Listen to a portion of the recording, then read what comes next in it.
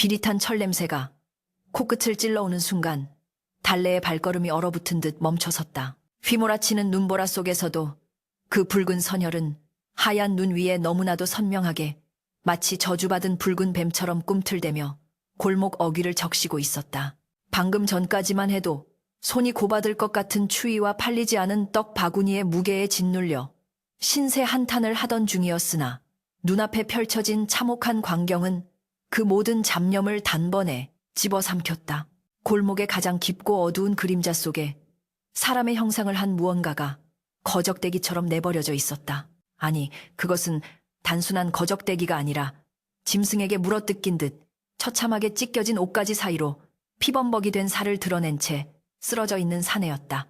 달래는 저도 모르게 입을 틀어막았지만 터져 나오려는 비명은 공포에 질려 목구멍 안에서만 맴돌았다.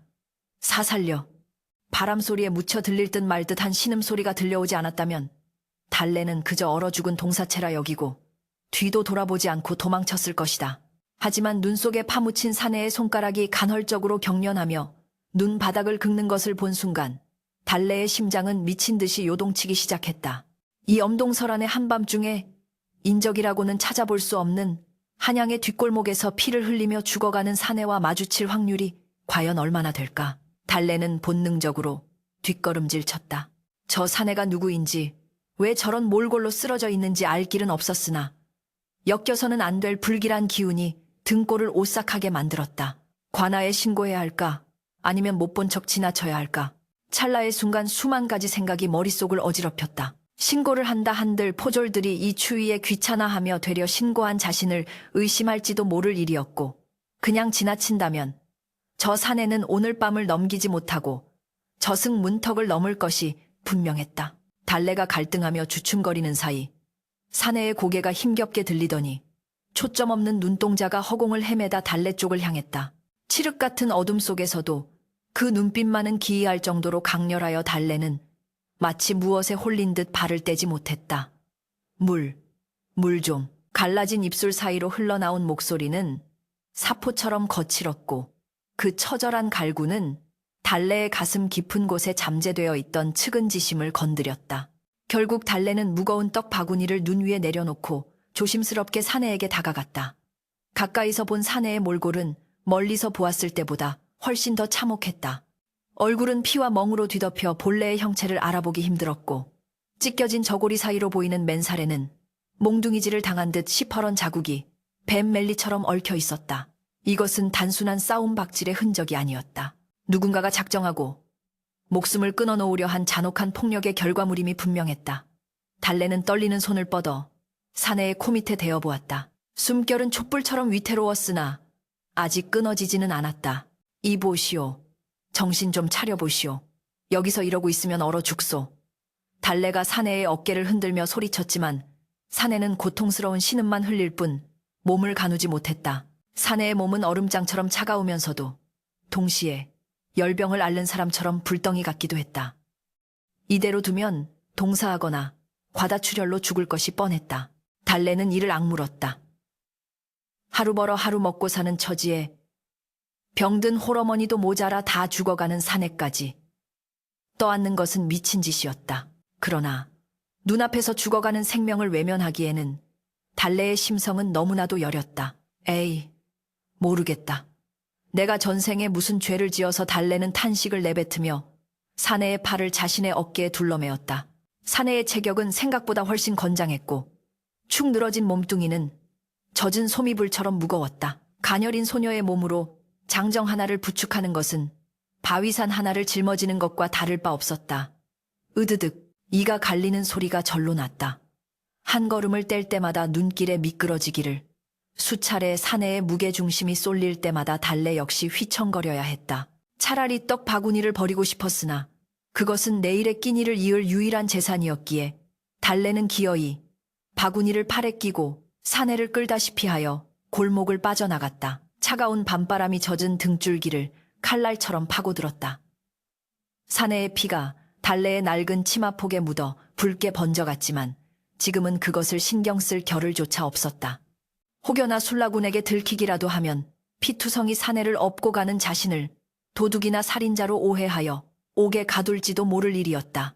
달래는 숨을 죽이고 인기척이 들리면 담벼락 뒤로 몸을 숨기며 도둑고양이처럼 움직였다.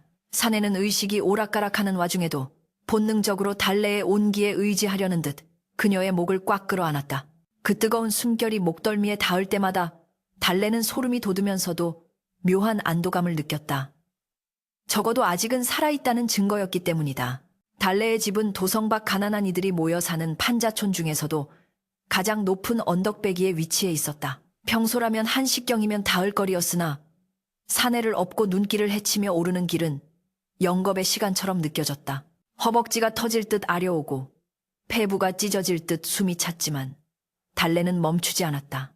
마침내 쓰러져가는 초가삼간이 눈에 들어왔을 때 달래는 안도감에 다리가 풀려 그 자리에 주저앉을 뻔했다.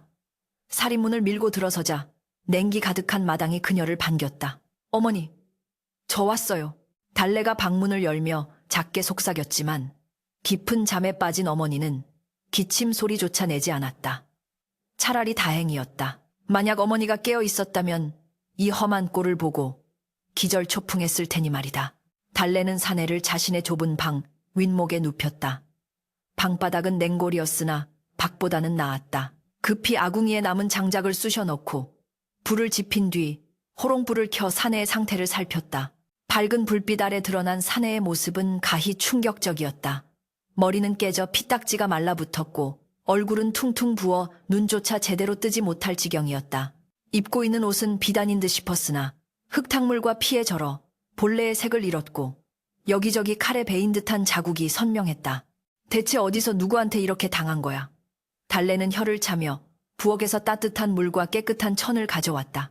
사내의 상처에 눌러붙은 옷감을 조심스럽게 떼어내자 사내는 고통스러운 듯 몸을 비틀며 앓는 소리를 내뱉었다.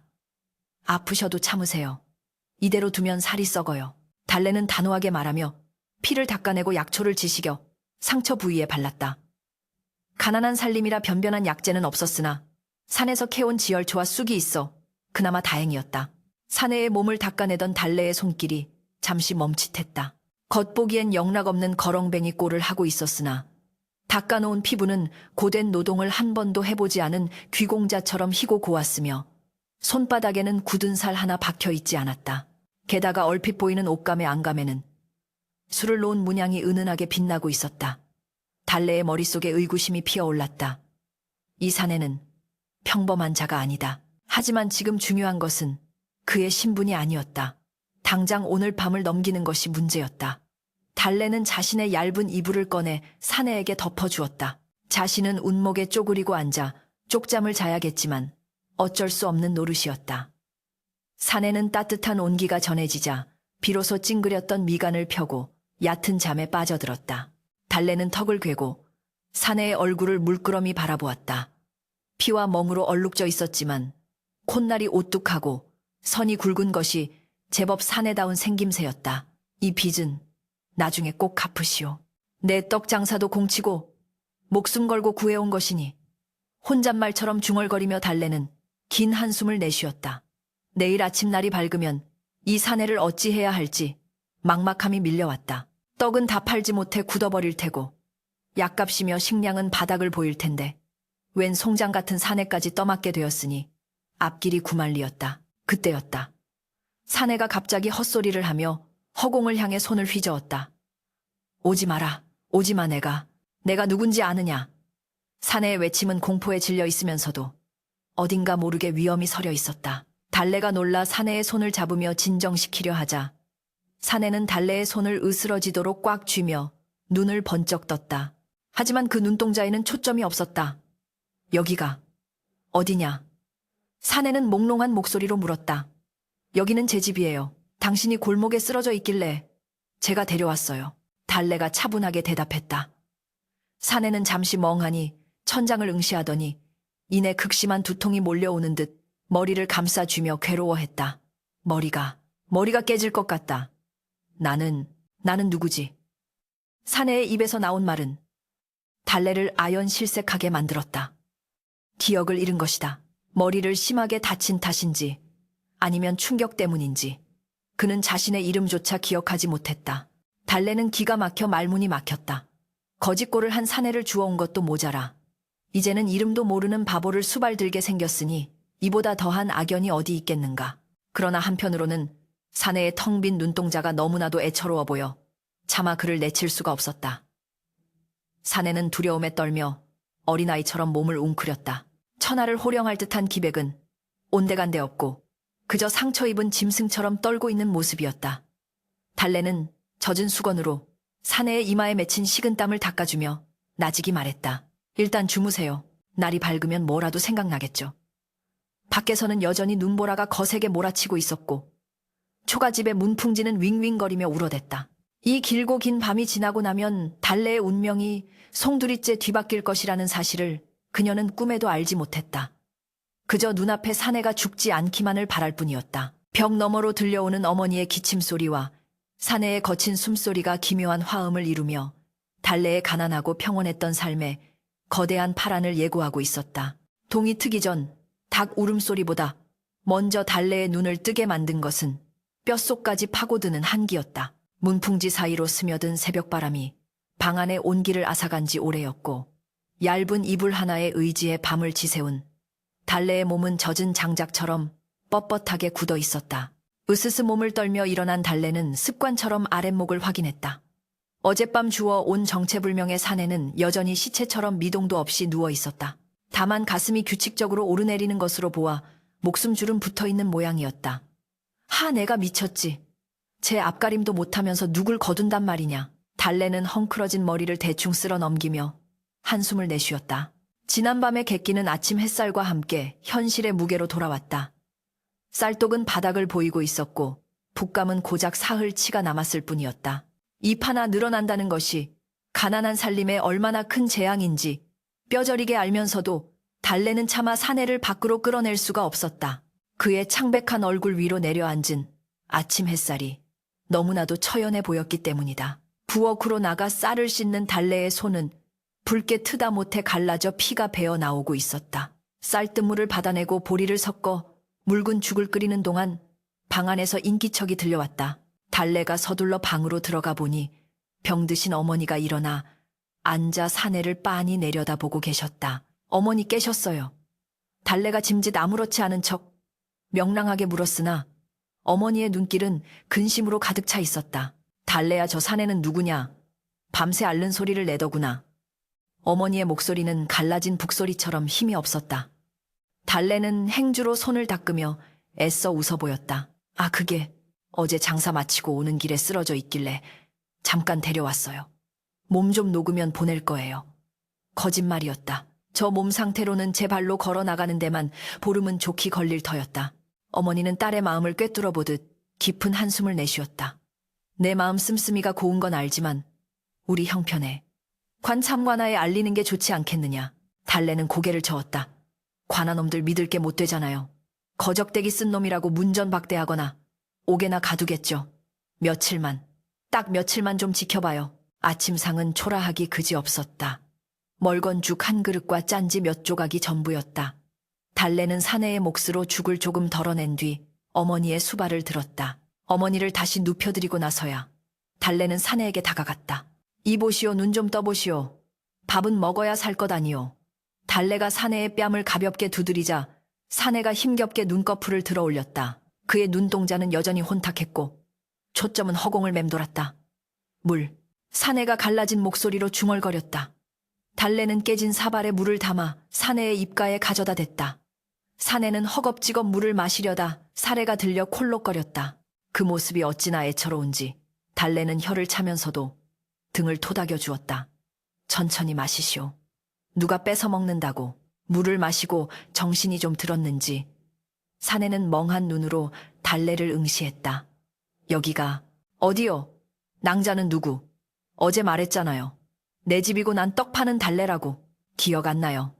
달래의 말에 사내는 미간을 찌푸리며 기억을 더듬으려 했으나 머리가 깨질 듯한 통증에 신음하며 고개를 떨구었다. 모르겠소. 아무것도 기억나지 않소. 내 이름조차. 사내의 절망 섞인 중얼거림에 달래는 가슴 한구석이 찡해옴을 느꼈다.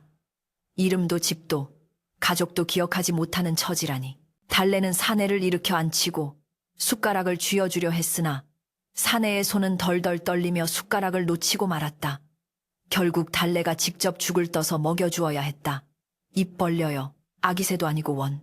달래는 툴툴거렸지만 숟가락에 담긴 죽을 후후 불어식혀주는 세심함을 잊지 않았다.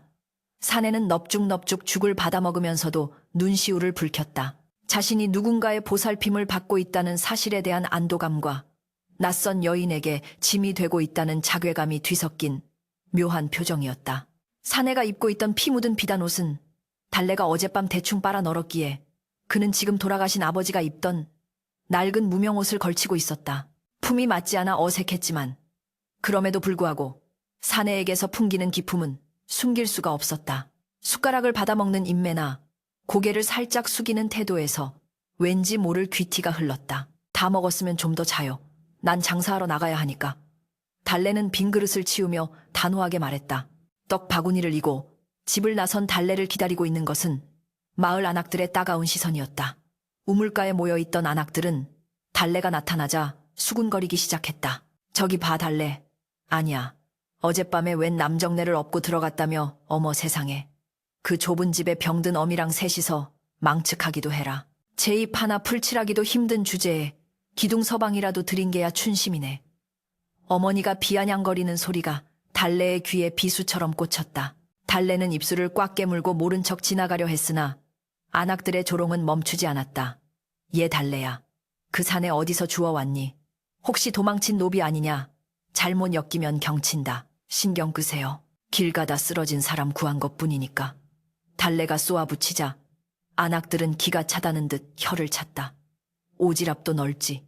내 코가 석자다 이거사. 쌀 한 톨이 아쉬운 판에 송장 같은 놈을 걷어서 어쩌자는 거야. 달래는 대꾸할 가치도 없다는 듯 발걸음을 재촉했지만 등 뒤로 쏟아지는 비웃음은 하루 종일 그녀의 마음을 짓눌렀다. 시장에 도착한 달래는 목청껏 소리쳤다. 떡 사세요. 갓 쪄낸 따끈따끈한 시루떡이요. 쫄깃쫄깃한 인절미도 있어요. 그러나 행인들은 남루한 옷차림의 달래를 본체만 채 지나쳤다. 날씨가 추워질수록 사람들의 인심도 얼어붙는 법이었다. 손발이 꽁꽁 얼어 감각이 없어질 때쯤 낡은 갓을 쓴 노인 한 명이 다가와 시루떡 2개를 샀다. 어린 처자가 고생이 많구먼. 많이 파시오. 그 따뜻한 말 한마디에 달래는 울컥 눈물이 솟을 뻔했다. 오늘은 꼭 떡을 다 팔아야 했다. 집에 기다리는 입이 하나 더 늘었으니 약값이라도 벌려면 쉴 틈이 없었다. 달래는 떡 바구니를 고쳐매고 사람들이 많이 다니는 저잣거리로 향했다. 해가 중천에 떴다가 뉘엿뉘엿 넘어갈 때까지 달래는 쉰 목소리로 떡을 외치고 다녔다. 다행히 저녁 무렵에는 바구니가 가벼워졌다. 떠리로 남은 떡 몇 개를 챙겨 집으로 향하는 발걸음은 천근만근 무거웠지만 한편으로는 묘한 기대감이 피어올랐다. 집에 가면 누군가가 기다리고 있다는 사실이 비록 그게 기억을 잃은 병자라 할지라도 왠지 모를 위안이 되었다. 집에 돌아오니 방 안에서는 끙끙 앓는 소리가 새어나오고 있었다. 놀란 달래가 문을 벌컥 열자 사내가 요강을 잡으려다 넘어져 바닥을 기고 있는 참혹한 광경이 눈에 들어왔다. 아이고, 가만히 있지. 왜 움직여서 달래가 황급히 떡 바구니를 던져두고 사내를 부축해 일으켰다. 사내는 식은땀을 비오듯 흘리며 고통스러운 표정으로 달래를 올려다 보았다. 미안하오. 용변이 급해서 그만. 사내의 얼굴은 수치심으로 붉게 물들어 있었다. 건장한 사내가 제 몸 하나 가누지 못해 여인의 도움을 받아야 한다는 사실이 견딜 수 없이 괴로운 듯했다. 달래는 아무렇지 않게 사내를 도와 용변을 해결해주고 다시 자리에 눕혔다. 미안해할 거 없어요. 환자가 그럴 수도 있지. 다음부터는 참지 말고 부르세요. 아, 내가 없었지. 달래는 쑥스러운 듯 말끝을 흐리며 젖은 수건으로 사내의 얼굴을 닦아주었다. 사내는 달래의 거친 손길이 닿을 때마다 가슴 한구석이 저려왔다. 이름도 모르는 자신을 위해 온갖 다친 일을 마다하지 않는 이 여인의 정체는 무엇일까? 기억을 잃은 공포 속에서 그녀는 유일한 등불이자 구원줄이었다. 고맙소. 정말 고맙소. 이 은혜는 내 반드시 갚으리다. 사내가 진심을 담아 말하자 달래는 피식 웃음을 터뜨렸다. 갚긴 뭘 갚아요. 이름도 모르는 주제에 그냥 빨리 나와서 밥값이나 해요. 퉁명스러운 말투였지만 그 속에 담긴 따뜻함을 사내는 느낄 수 있었다. 그날 밤 달래는 남은 떡으로 저녁을 때우고 호롱불 아래서 하루 동안 번 엽전을 세어보았다. 짤랑거리는 소리가 좁은 방 안에 울려 퍼졌다. 사내는 묵묵히 그 모습을 지켜보았다. 고사리 같은 손으로 동전 한 뼘, 두 뼘을 소중하게 세는 달래의 진지한 표정이 기억 속 어딘가에 남아있는 희미한 잔상과 겹쳐지는 듯했다. 화려한 비단 옷을 입은 여인들이 아니라 거친 무명옷을 입고 삶을 치열하게 살아내는 이 소녀의 모습이 왜 이토록 가슴에 사무치는 것일까? 이름을 지어주시오. 침묵을 깨고 사내가 불쑥 말했다. 내 달래가 눈을 동그랗게 뜨고 쳐다보았다. 내가 누군지 기억날 때까지 나를 부를 이름이 필요하지 않소. 낭자가 부르기 편한 대로 지어주시오. 사내의 제안에 달래는 잠시 고민에 빠졌다. 턱을 괴고 사내의 얼굴을 요리조리 뜯어보던 달래가 짓궂은 미소를 지으며 입을 열었다. 멍하니 있으니 멍구 어때요 뭐. 멍구. 사내의 얼굴이 일그러졌다. 아무리 기억이 없어도 그 이름만은 거부하고 싶은 본능이 꿈틀거렸다. 농담이에요 농담. 생긴 건 번듯하니. 돌석이는 좀 그렇고. 옳지. 도령이라 부를게요. 딱 봐도 귀하게 자란 티가 나니까 그냥 춘삼이니 개똥이니 하는 것보다 낫겠죠 도령. 사내는 그 단어를 입안에서 굴려보았다. 낯설지 않은 호칭이었다. 아니 오히려 익숙한 느낌마저 들었다. 좋소. 도령이라 불러주시오. 그렇게 기묘한 동거가 시작되었다. 달래는 새벽같이 일어나 떡을 찌고 시장에 나갔고 도령이라 불리게 된 사내는 방 안에서 달래가 돌아오기만을 기다렸다. 마을 사람들의 수군거림은 날이 갈수록 심해졌지만 달래는 귀를 막고 묵묵히 버텼다. 도령의 몸은 달래의 지극정성 덕분에 하루가 다르게 호전되었다. 처음에는 숟가락도 제대로 들지 못하더니 며칠이 지나자 벽을 짚고 일어나 앉을 수 있게 되었다. 비록 머리의 통증은 여전했고 기억은 돌아올 기미가 없었으나 도령은 자신의 처지를 비관하는 대신 달래를 돕고 싶다는 일념으로 재활에 매진했다. 방 안에 앉아 새끼를 꼬거나 콩을 고르는 등 소일거리를 도우며 도령은 서서히 달래의 삶 속에 스며들었다. 달래 역시 처음에는 짐짝처럼 여겼던 도령에게서 든든함을 느끼기 시작했다. 밤마다 들려오던 부엉이 울음소리가 무섭지 않게 되었고 힘든 하루 끝에 돌아와 주저리 하소연할 상대가 생겼다는 것이 큰 위로가 되었다. 그러나 평온해 보이는 이들의 일상 뒤편으로 검은 그림자가 서서히 들이우고 있었다. 며칠 뒤 달래가 장터에서 돌아왔을 때 집 앞에는 낯선 사내들이 서성이고 있었다. 험상궂은 인상의 몽둥이를 든 그들은 동네 고리대금업자 왕가의 하수인들이었다. 어이 달래년 왔구나. 밀린 이자는 언제 갚을 테냐. 우두머리 격인 사내가 침을 찍 뱉으며 소리쳤다. 달래의 얼굴이 하얗게 질렸다. 어머니 약값을 대느라 빌려 쓴 돈이 화근이었다. 조금만 기다려주세요. 요즘 장사가 안 돼서. 시끄러 기다려준 게 벌써 몇 달째야. 오늘 당장 돈 내놓지 않으면 이 집 구석을 싹 다 갈아엎어버릴 테다. 사내들이 행패를 부리며 살인문을 발로 차 부수자 방 안에 있던 도령이 힘겹게 문을 열고 기어 나왔다. 그만하시오 여인네. 집에서 이게 무슨 행패요.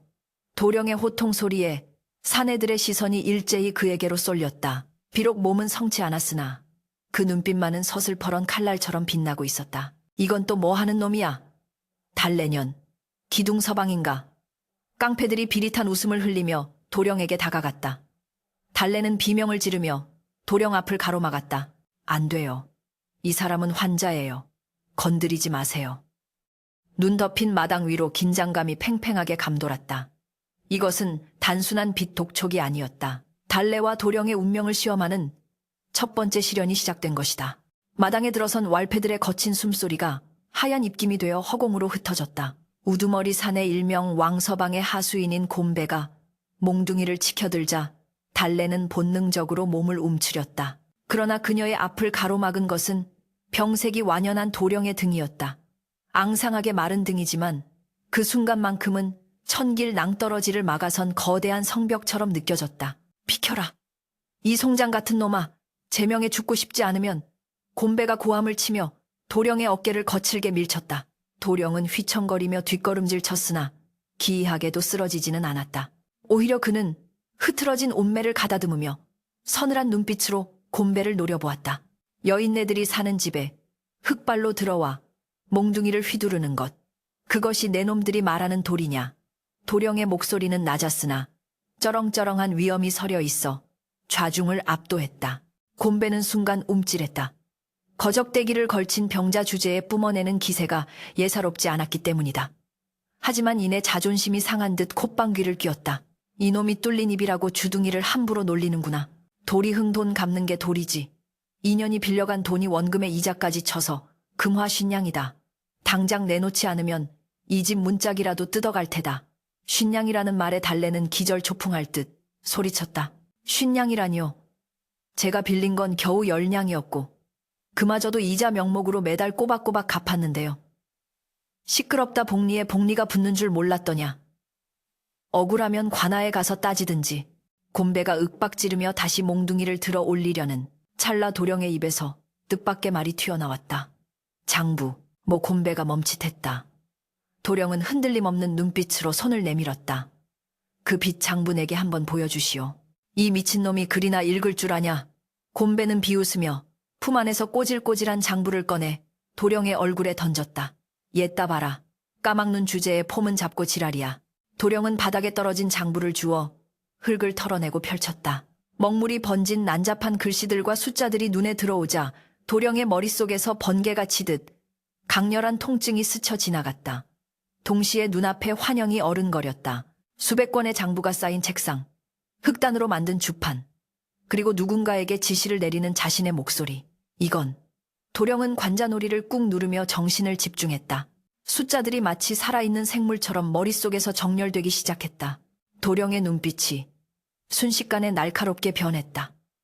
그는 장부의 한 페이지를 손가락으로 짚으며 차갑게 말했다. 법전에 이르길 사채의 이자는 원금을 넘지 못하며 잠오정내 복리는 국법으로 금하고 있다. 헌데 원금 10냥에 대해 불과 반년 만에 50냥을 요구하다니 이는 명백한 국법 위반이다. 게다가 여기 도령의 손가락이 빠르게 장부를 훑어내려갔다. 3월 초승에 갚은 2냥은 누락되었고 5월의 이자는 이중으로 계산되었구나. 이 셈법대로라면 달래 낭자가 갚아야 할 돈은 50냥이 아니라 남은 원금 3냥과 법정이자 2냥 합하여 5냥뿐이다. 도령의 입에서 흘러나오는 말은 청산유수와 같았고 그 논리는 빈틈이 없었다. 왈패들은 물론이고 뒤에서 떨고 있던 달래조차 입을 다물지 못했다. 이 자식이 지금 무슨 헛소리를 당황한 곰배가 얼굴을 붉히며 소리쳤지만 도령은 물러서지 않았다. 내 말이 틀렸다면 관하로 가자. 나는 이 장부를 증거로 내 놈들의 고리대금 행위를 고발할 것이다. 장리에 장리를 더해 백성을 수탈하는 자는 곤장 70대에 처한다고 했다. 내 놈 엉덩이가 그 몽둥이질을 견딜 수 있을지 궁금하구나. 도령의 태도는 마치 상단을 호령하는 대행수처럼 당당했다. 곰배와 하수인들은 서로의 눈치를 살폈다. 무식한 왈패들이라. 법전에 대해서는 잘 몰랐지만 도령의 기세에 눌려 섣불리 덤벼들 수가 없었다. 게다가 관아 이야기까지 나오자 겁이 덜컥 났다. 그들은 불법으로 돈놀이를 하고 있었기에 관아에 알려지면 득될 것이 없었다. 제 젠장은 좋은 줄 알아라. 오늘은 그냥 가지만 닷새 안에 5냥 안 갚으면 그땐 진짜 가만 안 둔다. 곰배는 씩씩거리며 장부를 낚아채고 꽁무니를 뺐다. 왈패들이 사라지자마자 도령은 긴장이 풀린 듯 다리에 힘이 풀려 주저앉았다. 도령님, 달래가 황급히 달려와 그를 부축했다. 도령의 이마에는 식은땀이 송골송골 맺혀 있었고 안색은 백지장처럼 하얗게 질려 있었다. 괜찮으세요? 세상에 아까 그 말들은 다 뭐예요? 도령님 그를 아시는 분이었어요. 달래의 질문에 도령은 가쁜 숨을 몰아쉬며 고개를 저었다. 나도 모르겠소. 그 장부를 보는 순간 머릿속에서 숫자들이 춤을 추듯 떠올랐소. 입이 제멋대로 움직였어. 도령은 자신의 손을 내려다보았다. 가늘게 떨리는 손가락 끝에 주파나를 튕기던 감각이 잔상처럼 남아 있었다. 나는 대체 누구란 말인가? 장사치인가? 아니면 관원인가? 잃어버린 기억의 파편들이 수면 위로 떠올랐다가 가라앉기를 반복하며 그를 혼란스럽게 만들었다. 하지만 분명한 것은 하나 있었다. 그는 셈에 능하고 세상의 이치에 밝은 자였다는 사실이다. 그날 밤 달래는 평소보다 정성껏 저녁상을 차렸다. 그래봤자 보리밥에 시래기국이 전부였지만 그녀의 마음만은 잔치상 못지않았다. 도령님 덕분에 살았어요. 정말 고마워요. 달래가 그릇을 내려놓으며 진심을 담아 말했다. 도령은 쑥스러운 듯 헛기침을 했다. 고맙긴. 낭자가 나를 살려준 은혜에 비하면 조족지혈이요. 두 사람 사이에 따스한 기류가 흘렀다. 도령은 숟가락을 들며 넌지시 말했다. 낭자 내일 장에 나갈 때 나도 데려가 주시오. 내 몸도 성치 않으신데 어딜요. 방 안에만 처박혀 있으니 좀 있으셔 견딜 수가 없소. 그리고 떡을 파는데 내 도움이 될지도 모르지 않소. 도령의 눈빛은 진지했다. 달래는 잠시 망설이다가 고개를 끄덕였다. 오늘 보여준 도령의 비범함을 생각하면 그가 허투루 하는 소리는 아닐 것이라 믿음이 생겼기 때문이었다. 다음 날 새벽 달래와 도령은 함께 시장으로 향했다. 도령은 아직 거동이 불편하여 지팡이를 짚어야 했지만 갓을 눌러쓰고 깨끗하게 빨아입은 무명옷 차림이 제법 번듯해 보였다. 시장에 도착한 도령은 떡을 바로 팔지 않고 주변 상인들의 시세와 사람들의 흐름을 유심히 관찰했다. 낭자떡을 그냥 바구니에 담아두지 말고 김이 모락모락 나게 시루 뚜껑을 조금 열어두시오. 그리고 저쪽 대장간 앞이 아니라 포목점 앞으로 자리를 옮기는 게 좋겠소. 도령의 조언은 구체적이었다. 포목점은 여인네들이 많이 드나드는 곳이니 주전부리를 찾을 확률이 높소. 그리고 떡을 낱개로 팔지 말고 복후떡이라 이름 붙여 3개씩 묶어 파시오. 값을 조금 깎아주는 척하면서 말이오. 달래는 반신반의하며 도령의 말대로 했다. 결과는 놀라웠다. 포목점에서 나온 부인들이 김이 나는 떡 냄새에 이끌려 모여들었고 복을 부르는 떡이라는 말에 솔깃하여 지갑을 열었다. 묶음으로 파니 회전율도 빨랐다. 어머, 총각이 셈도 빠르고 말솜씨도 좋네. 손님들은 도령의 수려한 외모와 사근사근한 응대에 홀린 듯 떡을 사갔다. 달래는 떡이 날개 돋친 듯 팔려나가는 광경을 보며 입을 다물지 못했다. 평소라면 해질녘까지 팔아야 할 양이 점심도 되기 전에 동인한 것이다. 도령님 진짜 대단해요. 떡 장사의 귀재시네요. 달래가 흥분하여 소리치자 도령은 옅은 미소를 지었다. 하지만 그의 마음 한구석은 여전히 무거웠다. 이 익숙한 감각, 나는 평생 물건을 사고 파는 일 속에 살았던 것인가. 장터의 소음과 활기 속에서 도령은 자신의 정체에 한 걸음 더 다가선 느낌을 받았다. 한편 한양 최대 상단인 천지상단의 안채에서는 살벌한 공기가 감돌고 있었다. 비단요 위에 비스듬히 누워 곰방대를 물고 있는 사내. 그는 천지상단의 2인자이자 도령, 즉 이현의 배다른 형인 이칠성이었다. 그의 앞에는 검은 복면을 한 자객 살수들의 우두머리가 무릎을 꿇고 있었다. 뭐라 아직도 시체를 못 찾았다고 이칠성이 곰방대를 재떨이에 내리치며 고함을 질렀다. 죄송합니다. 핏자국은 골목 끝까지 이어져 있었으나 눈이 많이 내려 흔적이 끊겼습니다. 짐승이 물어갔거나 누군가 시신을 수습해 간 듯합니다. 살수의 보고에 이칠성의 눈매가 매섭게 찢어졌다. 시신을 수습해 누가 감히 만약 그놈이 살아있다면 내 목이 달아날 판이다. 당장 이 잡듯 뒤져라. 빈민가 약방의원. 피냄새가 나는 곳은 모조리 뒤져. 이칠성은 불안감에 손톱을 물어뜯었다.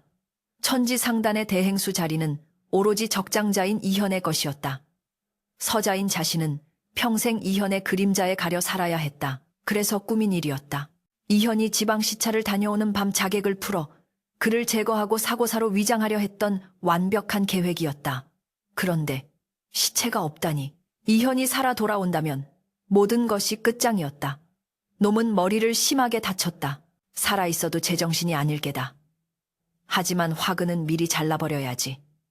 이칠성은 살수에게 은화 주머니를 던져주었다. 얼굴에 흉터가 있거나 최근에 들어온 정체불명의 병자를 찾는다고 소문을 내라. 현상금을 걸어도 좋다. 반드시 놈의 숨통을 끊어놓고 그 목을 내 앞에 가져와야 할 것이다. 어둠이 깔린 한양의 뒷골목 살수들은 그림자처럼 움직이기 시작했다. 그들의 칼끝은 서서히 달래와 도령이 살고 있는 산동네 판자촌을 향해 조여들고 있었다. 도령이 떡을 팔며 보여준 비범함은 입소문을 타기 시작했고 글 읽는 떡집 총각에 대한 소문은 바람을 타고 장터 곳곳으로 퍼져나갔다. 그것이 자신들의 목을 죄어오는 올가미가 될 줄은 꿈에도 모른 채 달래와 도령은 그날 저녁 모처럼 고귀한 그늘 사들고 웃음꽃을 피우며 집으로 향하고 있었다. 오늘 번 돈이면 고리대금 이자도 갚고 도령님 보약도 한제 지을 수 있겠어요. 달래의 해맑은 목소리에 도령은 따뜻한 시선으로 그녀를 바라보았다. 그러나 골목 어귀의 전봇대 뒤에서 뱀 같은 눈을 한 사내가 그들의 뒷모습을 주시하고 있었다. 사내의 손에는 이현의 인상착의가 적힌 몽타주가 들려 있었다. 집에 도착한 도령은 마루에 걸터 앉아 밤하늘을 올려다보았다. 머리가 지끈거렸다. 기억의 문이 열릴 듯 말 듯한 그 경계에서 오는 고통이었다. 그때 달래가 쿤마루로 나와 그의 옆에 앉았다. 무슨 생각하세요 그냥? 왠지 폭풍 전의 고요함 같다는 생각이 들어서. 도령의 중얼거림에 달래는 고개를 갸웃거렸다. 에이, 불길한 소리 마세요. 이제 좋은 일만 있을 건데. 하지만 도령의 예감은 틀리지 않았다. 멀리서 들려오는 개 짖는 소리가 유난히 사납게 느껴졌다. 달래의 웃음소리가 커질수록 도령의 가슴 속 불안감은 덩달아 커져만 갔다. 자신의 과거가, 그리고 자신을 해치려 했던 검은 그림자가 바로 턱 밑까지 쫓아왔음을 직감적으로 느끼고 있었다. 와장창 둔탁한 파여름과 함께 갓 쪄낸 시루떡이 흙바닥으로 나뒹굴었다. 하얀 김을 모락모락 피워 올리던 달래의 소중한 생계수단이 순식간에 진흙탕 속에 처박히는 광경은 처참했다. 인연이 감히 사람을 죽이려 들어 장터 한복판 험상윷은 사내들이 달래의 떡 좌판을 뒤엎으며 고래고래 소리를 질렀다. 왕과 원거의 사주를 받은 왈패들이었다. 그들은 단순히 빚 독촉을 하러 온 것이 아니었다. 한 패거리가 배를 움켜쥐고 바닥을 뒹굴며 입에 거품을 물고 있었다. 아이고 나 죽네. 인연이 떡에다 독을 탔어. 내 창자가 꼬여 죽는다. 명백한 자작극이었으나 순진한 장터 사람들은 공포에 질려 뒷걸음질 쳤다. 달래는 흙투성이가 된 떡을 줍지도 못한 채 사시나무 떨듯 떨며 외쳤다. 아니에요. 저는 절대 그런 짓 안 했어요. 억울해요. 그러나 왈패들은 달래의 해명을 들을 생각조차 없었다. 관아로 끌고 가 사람을 독살하려 한 요물이다. 곰배가 달래의 머리채를 거칠게 휘어잡았다. 비명이 터져나왔다. 그때였다. 그 손 놓지 못할까. 군중을 해치고 도령이 뛰쳐나왔다. 그는 지팡이를 휘둘러 곰배의 팔을 가격했다. 악곰배가 비명을 지르며 손을 놓자 도령은 재빨리 달래를 등 뒤로 숨기고 왈패들을 노려보았다. 하늘이 보고 있다. 멀쩡한 사람을 병자로 만들고 죄 없는 여인을 음해하려 하다니. 내 놈들이 그러고도 무사할 줄 아느냐. 도령의 일갈은 서슬퍼랬으나 중과부적이었다. 십수명의 장정들을 병약한 도령 혼자 감당할 수는 없었다. 이 송장 같은 놈이 아직도 숨이 붙어 있었냐. 오늘이 네 제삿날이다. 곰배의 눈짓에 왈패들이 일제히 달려들었다. 퍼걱 둔탁한 타격음이 이어졌다. 도령은 온몸으로 달래를 감싸 안으며 몽둥이 찜질을 받아냈다. 등과 어깨로 쏟아지는 무자비한 폭력에 뼈가 울리고 살이 터져나갔다. 도령님 안 돼요. 제발 그만하세요. 달래가 울부짖으며 그들을 말리려 했지만 왈패들의 발길질에 밀려 나동그라졌다. 바닥에 쓰러진 도령의 머리에서 붉은 선혈이 흘러내려 눈을 덮었다. 흐릿해지는 시야 속에서 왈패들의 비릿한 웃음소리가 웅웅거리며 귓가를 때렸다. 극심한 고통이 머리통을 쪼개는 듯했다. 그런데 바로 그 순간 고통의 심연 속에서 섬광 같은 기억의 파편들이 폭발하듯 터져나왔다. 눈 내리는 밤 자객들의 칼날, 믿었던 형님의 싸늘한 미소. 현아 미안해하지 마라. 천지상단은 원래 내 것이어야 했다. 절벽 아래로 떨어지던 순간의 공포. 으악 도령하니 이현은 짐승 같은 포효를 내질렀다. 머릿속을 짓누르던 안개가 걷히고 봉인되었던 기억이 본물 터지듯 밀려들어왔다. 자신이 누구인지, 왜 이곳에 있는지, 저들이 누구의 사주를 받았는지 모든 것이 선명해졌다. 그는 조선 제1의 거부, 천지상단의 후계자 이현이었다. 그리고 저기 군중 틈에 숨어 상황을 지켜보고 있는 검은 삿갓의 사내들. 그들이 바로 형 이칠성이 보낸 살수들이라는 것도 알아보았다. 이현의 눈빛이 돌변했다. 방금 전까지의 유약하고 혼란스러운 눈동자는 사라지고 수천의 상단 식구들을 거느리던 대행수의 냉철하고 위압적인 안광이 그 자리를 채웠다. 멈춰라. 이현이 흙바닥을 짚고 천천히 몸을 일으켰다. 피투성이가 된 얼굴이었지만 그에게서 뿜어져 나오는 기세는 왈패들을 주춤하게 만들었다. 낮게 깔린 목소리였으나 그 안에는 거역할 수 없는 힘이 실려 있었다. 곰배가 흠칫 놀라 뒷걸음질 쳤다. 뭐야. 아직도 안 죽었어. 이현은 곤배를 무시하고 저만치서 팔짱을 끼고 구경하고 있는 포졸들을 향해 고개를 돌렸다. 관아의 포졸들이 왈패들과 한통속이 되어 이 난장판을 수수방관하고 있었던 것이다. 이보시오 포교. 이현의 목소리가 장터에 울려 퍼졌다. 백주대낮에 양민이 폭행을 당하고 있는데 국록을 먹는 자들이 구경만 하고 있는가? 자네들의 직무유기가 도를 넘었구나. 포교가 코웃음을 치며 다가왔다. 거짓골을 한 놈이 어디서 훈계질이야? 내 놈도 전현이랑 한패지. 썩 포박해라. 포졸들이 창을 겨누며 다가오자 이현은 피 묻은 소매 안에서 무언가를 꺼내 들었다. 햇살을 받아 번쩍이는 그것은 흑단으로 만들어지고 금으로 상감된 작은 패파였다.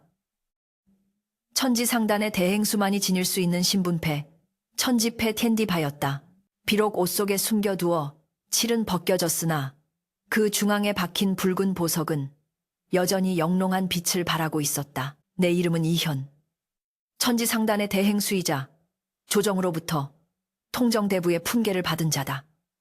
누가 감히 내 몸에 손을 대려 하는가? 장터에 찬물을 끼얹은 듯 정적이 흘렀다. 천지상단, 조선 팔도의 상권을 쥐고 흔들며 왕실에도 물품을 납품하는 거대 상단. 그곳의 주인인 이현은 죽었다고 알려져 있었다. 포교의 눈이 튀어나올 듯 커졌다. 그가 들고 있는 패는 위조할 수 없는 진품이었다. 이현 천지상단의 대행수라고 웅성거림은 순식간에 파도처럼 번져나갔다. 군중 틈에 숨어있던 살수들의 눈빛이 흔들렸다. 정체가 드러난 이상 그들은 지금 당장 이현을 죽여야 했다. 살수 우두머리가 품에서 단검을 꺼내며 신호를 보냈다. 죽여 저놈은 가짜다. 놈의 목을 베는 자에게 금화 100냥을 주겠다. 살수들과 왈패들이 동시에 이현을 향해 쇄도했다. 달래는 공포에 질려 비명을 질렀다. 도령님 절체절명의 순간 이현은 달래를 끌어안고 몸을 날렸다. 하지만 이번에는 피하지 않았다. 장터 입구에서 말발굽 소리가 요란하게 울려 퍼졌기 때문이다. 걔 누구 없느냐? 상단의 주인을 보호하라. 우렁찬 고함과 함께 푸른 쾌자를 입은 무사들이 들이닥쳤다. 그들은 천지상단의 호위 무사들이었다. 이현이 살아있다는 소문을 듣고 며칠 밤낮을 뒤져 찾아낸 충직한 부하들이었다. 챙채쟁 날카로운 파열음과 함께 살수들의 칼이 호위 무사들의 검에 막혔다. 전세는 순식간에 역전되었다. 정규 훈련을 받은 상단의 무사들은 오합지졸인 왈패와 살수들을 단숨에 제압해 나갔다. 무사들의 대장인 무영이 말에서 뛰어내려 이현 앞에 무릎을 꿇었다. 대행수얼은 늦어서 죽을 죄를 지었습니다.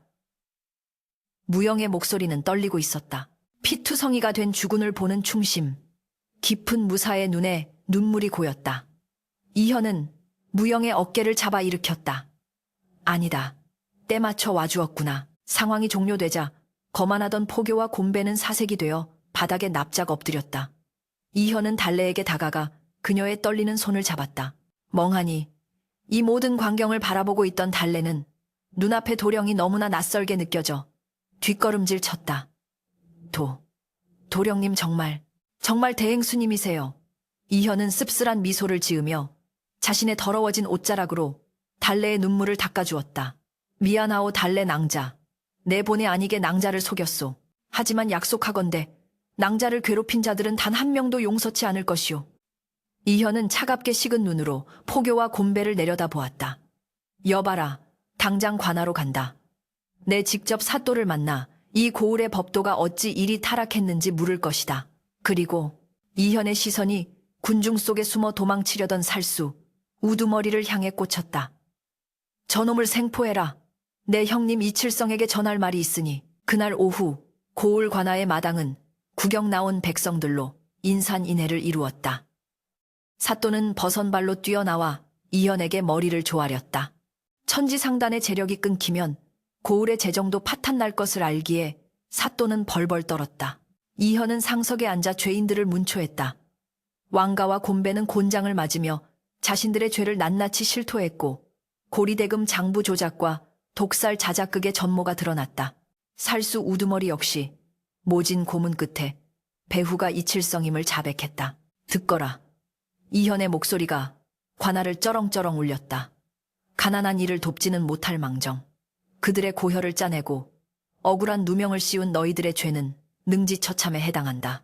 허나 내 오늘 다시 태어난 날이니 불필요한 살생은 하지 않겠다. 다만 너희가 가진 모든 재산을 몰수하여 빈민들에게 나눠주고 너희는 천리 밖으로 유배를 떠나 평생을 속죄하며 살도록 하라. 백성들의 환호성이 터져나왔다. 와, 대행수님 만세, 도령님 만세. 달래는 군중 속에서 그 모습을 지켜보았다. 위풍당당하게 호령하는 이현은 더 이상 그녀가 알던 멍구 도령이 아니었다. 하늘처럼 높은 분, 감히 쳐다볼 수조차 없는 귀한 분이었다. 모든 판결이 끝나고 이현이 자리에서 일어났다. 그는 수많은 인파를 해치고 곧장 달래에게로 걸어왔다. 비단 옷을 입은 관리들과 무사들이 그의 뒤를 따랐지만 이현의 눈에는 오직 낡은 치마 저고리를 입은 달래만이 보였다. 달래는 부끄러움과 왠지 모를 서러움에 고개를 숙였다. 낭자, 이현이 부드럽게 불렀다. 나와 함께 갑시다. 한양으로. 달래가 고개를 저었다. 아니에요. 저는 천안떡 장사꾼이고 도령님은, 아니 대행수님은. 이현은 달래의 말을 막으며 그녀의 거친 손을 자신의 두 손으로 감싸 쥐었다. 내 목숨을 구한 은인이자 내가 아무것도 아닌 존재였을 때 유일하게 나를 사람 대접해준 여인이요. 내 기억은 돌아왔으나 그 초가삼간에서의 기억을 잊은 적은 없소. 부디 나를 버리지 마시오. 이현의 진심 어린 눈빛에 달래의 눈에서 참았던 눈물이 왈칵 쏟아졌다. 주변의 백성들은 숨을 죽이고 두 사람을 지켜보았다. 조선 최고의 부자와 떡 파는 소녀, 신분을 뛰어넘은 이 기적 같은 인연은 장터의 전설이 되어 입에서 입으로 전해지기 시작했다. 이제 남은 것은 한양으로 돌아가 탐욕의 눈먼 형 이칠성을 단죄하고 진정한 천지상단의 주인으로 우뚝 서는 일뿐이었다. 이현의 눈이 한양 쪽 하늘을 향해 매섭게 빛났다. 복수의 시간은 끝났고 이제 정의를 바로 세울 시간이었다. 한양의 하늘은 유난히도 맑고 높았다. 천지상단, 텐디샹텐의 본가 으리으리한 기와집들이 즐비하게 늘어선 그곳은 마치 작은 궁궐을 연상케 했다.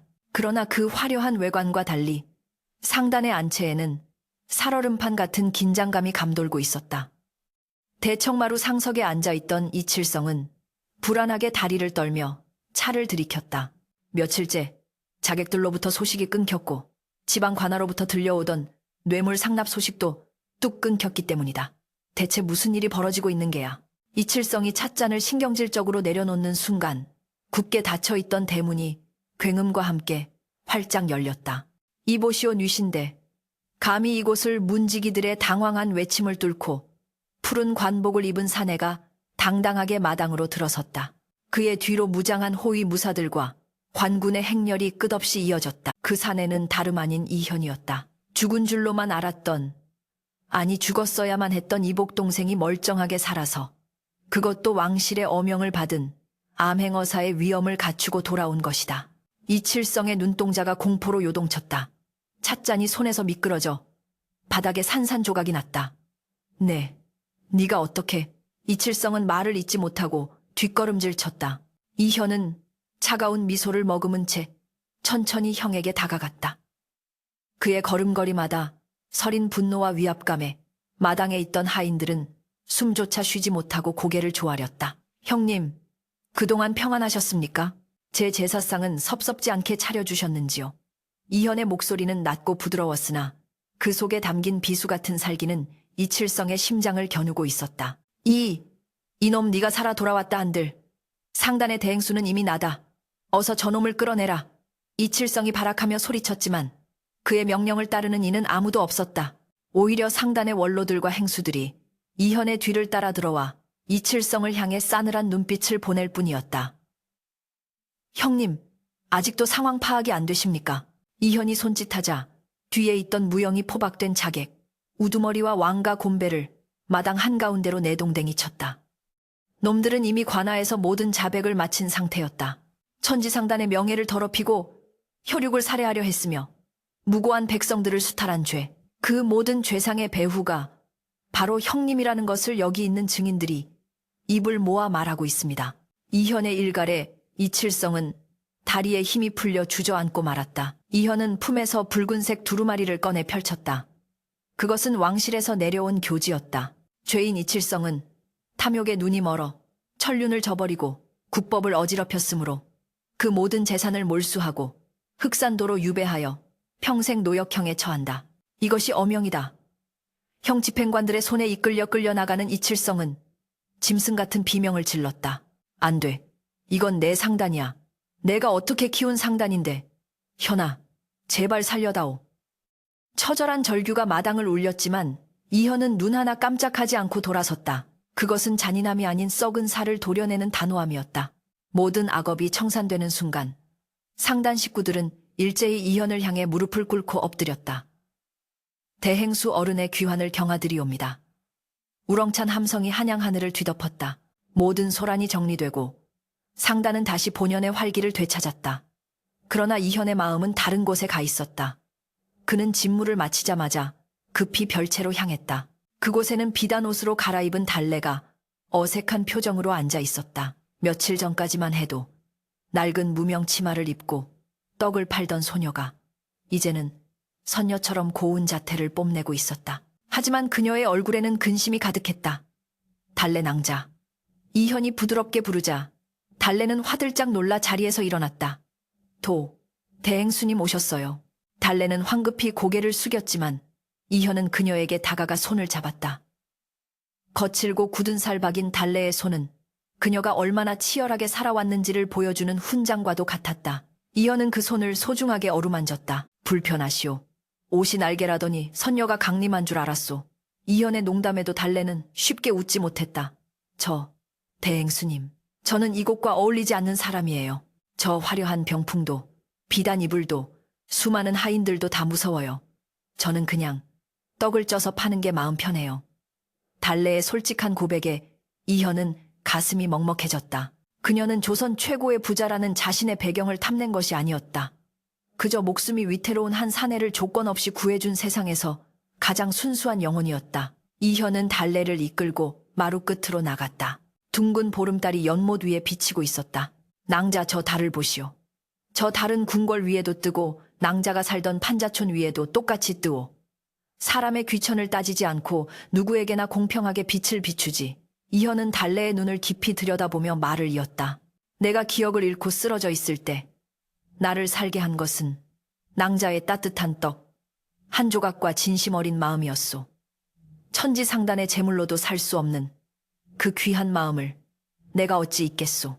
낭자가 없다면 이 거대 상단도 내게는 그저 껍데기에 불과하오. 이현은 품에서 작은 나무 상자를 꺼냈다. 뚜껑을 열자 옥으로 깎아 만든 매화꽃 모양의 비녀가 은은한 빛을 내뿜고 있었다. 나의 안사람이 되어주시오. 화려한 안방마님 노릇을 하라는 것이 아니오. 그저 지금처럼 따뜻한 마음으로 내 곁을 지켜주며 때로는 떡맛이 변했다고 타박도 해주는 나의 평생지기가 되어달라는 말이오. 이현이 떨리는 손으로 달래의 머리에 비녀를 꽂아주었다.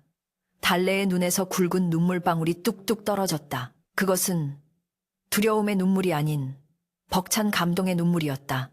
도령님, 아니 서방님, 부족한 저라도 괜찮으시다면. 달래가 울먹이며 고개를 끄덕이자 이현은 그녀를 와락품에 안았다. 달빛 아래 두 사람의 그림자가 하나로 포개졌다. 신분의 벽을 넘은 사랑이 결실을 맺는 순간이었다. 이듬해 봄, 천지상단 앞마당에서는 조선 역사상 전무후무한 혼례식이 열렸다. 대문은 활짝 열려 있었고 청사초롱이 골목 끝까지 내걸렸다. 하객들의 면면은 기이했다.